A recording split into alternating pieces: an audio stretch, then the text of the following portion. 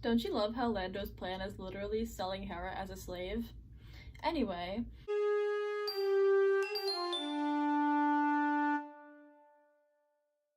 Welcome back to Rebels Revisited.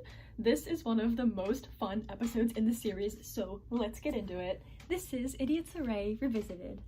My opinions aren't going to get more unpopular than this installment right here. I literally love this episode. I actually think I've seen this episode more times than any other episode. Like, it's not even my favorite. It's not even in my top 5, but I honestly think I've seen it more times than literally any other episode. It's just so much fun. Like, I had so many days where I was like, I don't know, I was feeling down, kind of going through it, wasn't feeling good, and I'd get home from school, and I'd be like, Rebels Therapy, take the wheel! And I'd be like, am I gonna watch one that'll make me think? Am I gonna watch one that'll be cathartic? And then, nah, I just end up going back to Idiot's Array. I don't know, guys, the shenanigans of this one are just so fun to me. It would always make me smile or laugh.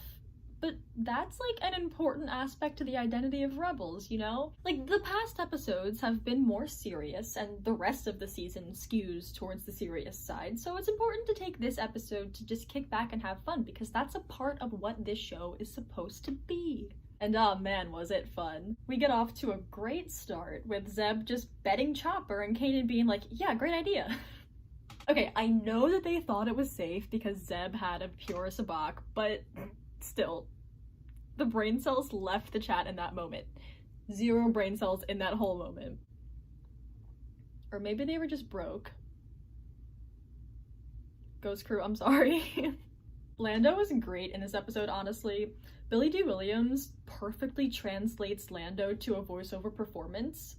I love how in Rebels, they get actors to reprise their roles in the show. Like, it really helps Rebels feel like it's a part of the larger Star Wars universe. This is kind of random, but I like how they actually cited protest paintings as a inspiration for Sabine's work. I mean, it was obvious, but I like that they actually have labeled Sabine's paintings as protest art. It's also cool that they name-dropped an artist who inspired her. Even though it's just a little detail, it expands our perception of the galaxy. Star Wars is always about, you know, the wars. So we don't often get to hear about things like art, but they still exist. So, you know, that little moment is cool where they're talking about Sabine's art. The moment is also a fun comedic beat with Ezra getting jealous. I love the line that goes, I told you your stuff was good months ago. Yeah, but you didn't know why. Another fun bit is the I know what it means gag. In this scene, Lando says he's a connoisseur, and he starts explaining what it means to Ezra, who snaps, I know what it means. Earlier, Lando called himself an entrepreneur, and explained what it means to Kanan, who said, I know what it means. It's so funny how Lando just, like, waltzes in and shakes things up on the Ghost like that. He asserts himself as a figure who is more experienced, more intelligent, more skilled, more charming, more everything than all the other guys on board, and it ticks them all off so much, and it's so funny to me. I mean, okay, he's being smart because he's manipulating the team into a position where he can best use them to his gain, like the lovable slime ball he is, but it's still funny. I think the dialogue in this episode in general is funny, though. I don't know, something about the comedic rhythm of this one just clicks for me. I don't know, maybe I'm 12 years old. Maybe a part of me will never grow beyond being 12 years old, but I think it's funny. Okay, so the As Morrigan stuff. As Morrigan is literally so disgusting, like, I can't.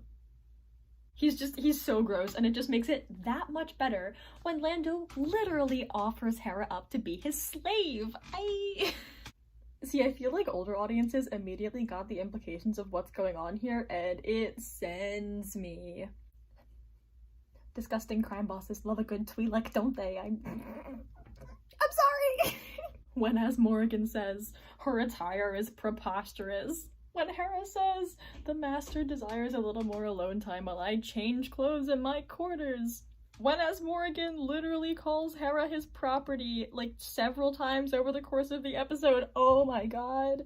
This discussion has already gone off the rails. I'm so sorry, this was not supposed to happen. So anyway, what else happened in this episode? Oh yeah, Hera basically saying, like, through actions, I support men's rights to shut the criff up. Her tray is like Rapunzel's frying pan. That was a really useful tray. Also, I could play this on a loop. Just one more time. Why is it an unpopular opinion to be wildly entertained by this episode? Idiots Erase stands, where are you? Sound off. This is pure gold and I refuse to believe I'm the only one who thinks so. Okay. Oh my god, the puffer pig.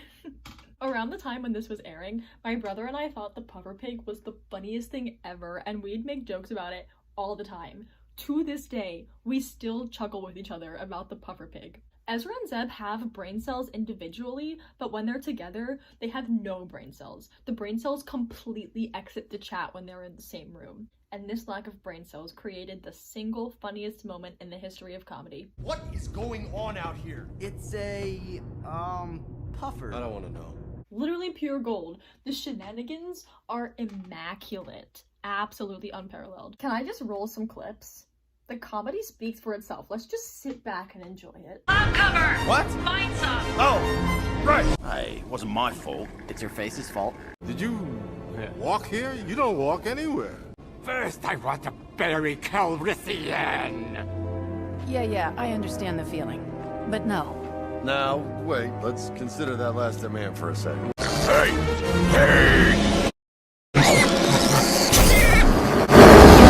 I get Calrissian, and you all can go free. You got it. Deal. It's tempting, but the answer's still no.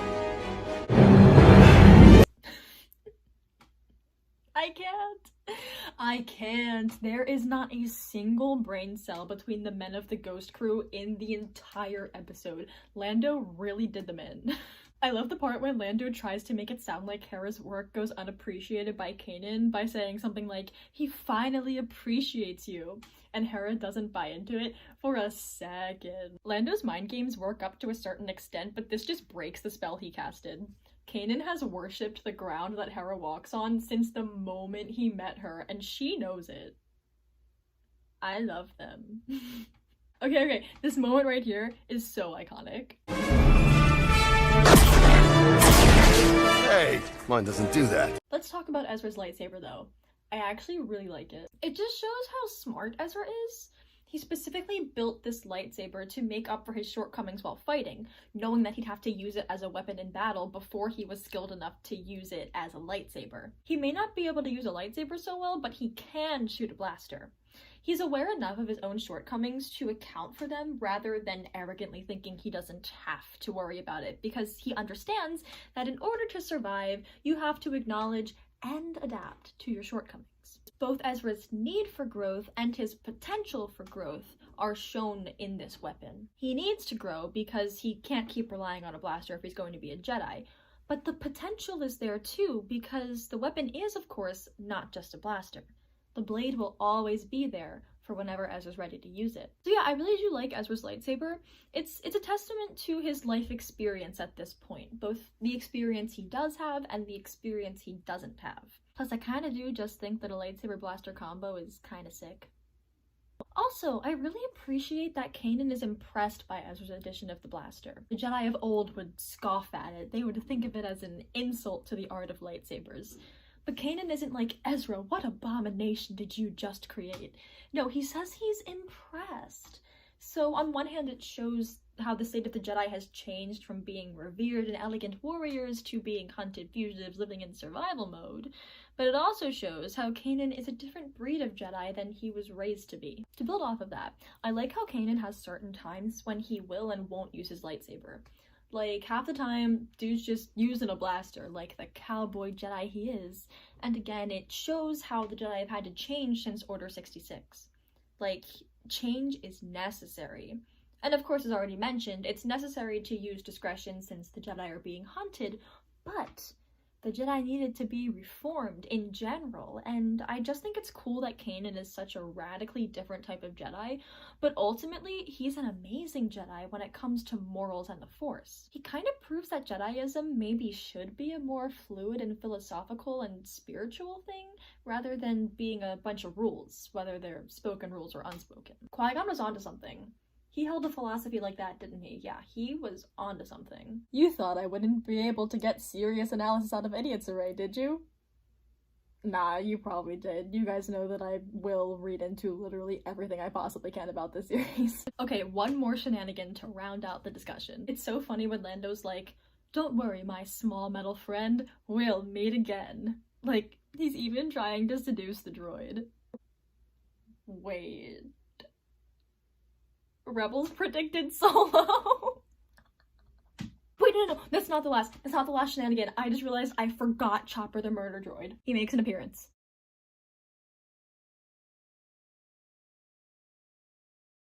There he goes. And that concludes the most fun discussion I've recorded so far. What a fun episode. I hope you had as much fun as I did. Thanks for watching, and may the Force be with you always.